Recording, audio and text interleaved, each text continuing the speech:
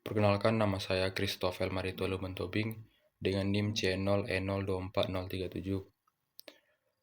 Baiklah, pada video ini kita akan membahas tentang perpajakan terkait materi dengan judul Dasar Perhitungan Pajak, Depresiasi dan Amortisasi. Baiklah, yang pertama itu dasar perhitungan pajak. Apa itu dasar perhitungan pajak? Dasar perhitungan pajak adalah nilai atau jumlah tertentu yang digunakan sebagai dasar untuk menentukan besarnya pajak yang terutang. Dalam pajak penghasilan, dasar perhitungan pajak adalah penghasilan kena pajak atau PKP, yaitu penghasilan neto setelah dikurangi biaya-biaya yang diperbolehkan menurut undang-undang.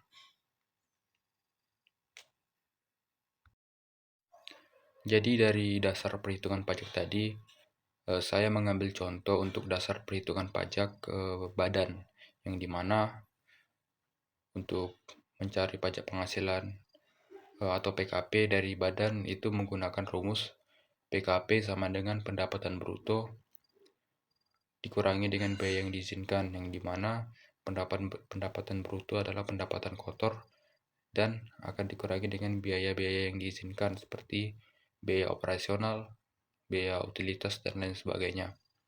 Untuk contohnya itu seperti sebuah perusahaan atau badan yang mendapatkan pendapatan dari perusahaan sebesar 1 miliar, lalu mengeluarkan biaya operasional dan lain-lain sebagainya sebesar 500 juta, maka untung sebelum pajak atau PKP adalah sebesar 500 juta, yang dimana pendapatan 500 juta ini atau pendapatan neto yang sudah bersih setelah dikurangi biaya-biaya yang diizinkan ini akan menjadi pendapatan yang dikenakan pajak.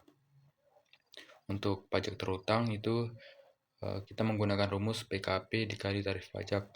Jika kita mengambil contoh tarifnya sebesar 22%, maka perusahaan harus membayar 500 juta dikalikan dengan 22%, maka didapatkan hasilnya 110 juta.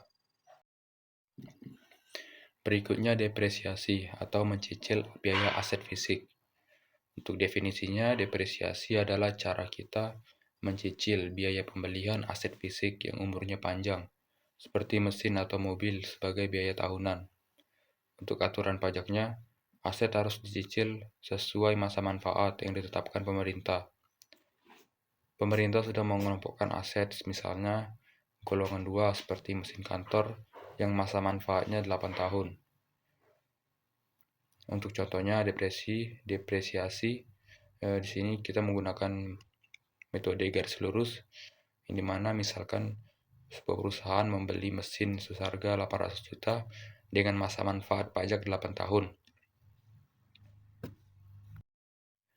Maka di sini untuk cara perhitungannya itu menggunakan rumus beban depresiasi tahunan sama dengan harga aset dibagi dengan masa manfaat. Tadi kita ketahui bahwa harga asetnya sebesar 800 juta dan dibagi dengan masa manfaat 8 tahun, maka didapatkan hasil akhir yaitu 100 juta, yang dimana 100 juta ini nantinya perusahaan boleh memasukkan sebagai biaya depresiasi. Biaya 100 juta inilah yang akan mengurangi PKP di tahun tersebut. Ini penting karena semakin besar biaya yang sah, semakin kecil PKP dan semakin kecil pajak yang akan dibayar. Berikutnya amortisasi atau mencicil biaya aset non-fisik. Beda dengan depresiasi. Kalau depresiasi tadi aset yang berbentuk fisik atau aset yang berwujud, sedangkan pada amortisasi itu asetnya tidak berwujud atau non-fisik. Untuk definisinya, amortisasi adalah cicilan untuk aset yang tidak bisa disentuh seperti hak cipta, lisensi, atau hak paten. Untuk aturan pajak, aset tak berwujud juga dicicil sesuai masa manfaat yang ditetapkan pemerintah. Aturannya sama saja seperti depresiasi. Misalnya lisensi perangkat lunak oleh pajak masuk golongan 1 dengan masa manfaat 4 tahun. Untuk contohnya itu seperti di sini contohnya menggunakan metode garis lurus, yaitu misalkan perusahaan membeli lisensi sebesar 100 juta. maka masa manfaat pajak 4 tahun. Maka dari contoh tadi kita bisa menghitung beban amortisasi tahunannya dengan menggunakan rumus beban amortisasi tahunan sama dengan harga lisensi dibagi dengan masa manfaat. Tadi diketahui bahwa harga lisensinya sebesar 100 juta dan dibagi dengan masa manfaatnya 4 tahun, maka didapatkan hasil sebesar 25 juta. Jadi setiap tahun perusahaan itu bisa memasukkan 25 juta sebagai biaya amortisasi, dan biaya 25 juta ini juga ikut mengurangi jumlah PKP. Ini adalah cara kita mengakui biaya aset terwujud secara bertahap. Jadi di sini ada tabel pengelompokan harta berwujud dan harta tidak berwujud. Dan ada masa manfaat serta tarif-tarif dengan dua jenis metode, yaitu metode garis lurus dan metode saldo menurun. Kalau untuk kelompok harta berwujud itu ada dua jenis, ada yang bukan bangunan dan ada yang bangunan. Untuk yang bukan bangunan itu ada kelompok 1, 2, 3, dan 4 dengan masa manfaat 4 tahun, 8 tahun, 16 tahun, dan 20 tahun. Dan untuk kelompok harta berwujud yang bangunan itu ada dua jenis juga, ada yang tidak permanen bangunannya dan ada juga yang permanen dengan masa manfaat 10 tahun dan 20 tahun. Jadi untuk kelompok harta tak berwujud itu ada kelompok 1, 2, 3, dan 4 dengan masa manfaat 4 tahun, 8 tahun, 16 tahun, dan 20 tahun. Dan untuk tarifnya itu untuk kelompok harta berwujud ada yang 25%, 12,5%, 6,25%, dan seterusnya. Sedangkan pada tarif metode saldo menurun itu ada sebesar 50%, 25%, dan seterusnya. Sedangkan pada kelompok harta tak berwujud itu ada tarif amortisasi garis lurus yaitu di 25%, 12,5%, dan seterusnya. Sedangkan pada tarif amortisasi saldo menurun itu tarifnya 50%, 25%, dan seterusnya. Jadi kapan digunakan metode garis lurus dan metode saldo menurun ini? Jadi kayak dua metode ini itu untuk metode garis lurus digunakan ketika aset dipakai secara stabil, merata setiap tahun.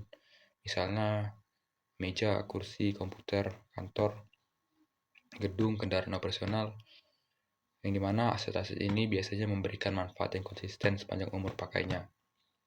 Artinya aset-aset seperti meja, kursi, komputer, kantor, gedung, kendaraan operasional ini merupakan aset yang manfaatnya konsisten sepanjang umur pakainya. Sedangkan pada metode saldo menurun, kapan digunakan? Jadi metode saldo menurun digunakan ketika aset lebih cepat menurun manfaatnya di awal pemakaian. Itu seperti mesin produksi, peralatan teknologi, peralatan yang performanya turun seiring usia. Aset ini biasanya bekerja lebih berat di awal tahun, sehingga nilai manfaatnya cepat berkurang. Terakhir, kesimpulan. Jadi dari pembahasan tadi dapat disimpulkan bahwa dasar perhitungan pajak, depresiasi, dan amortisasi merupakan 3 bagian penting dalam sistem perpajakan yang membantu menentukan besarnya pajak yang harus dibayar secara lebih adil dan terukur. Dasar perhitungan pajak menjadi fondasi untuk memastikan bahwa setiap wajib pajak dihitung sesuai ketentuan, sementara depresiasi dan amortisasi memberikan pengakuan biaya yang wajar atas penurunan nilai aset dalam kegiatan usaha. Melalui pengaturan ini, pemerintah berusaha menciptakan sistem pajak yang lebih transparan, akurat, dan tidak merugikan kedua belah pihak. Dengan memahami ketiga konsep ini, diharapkan wajib pajak dapat melaksanakan kewajiban perpajakannya dengan lebih benar dan bertanggung jawab. Jadi sekian pembahasan mengenai dasar perhitungan pajak, depresiasi, dan amortisasi. Terima kasih buat teman-teman yang sudah menonton, dan saya akhiri dengan Terima kasih.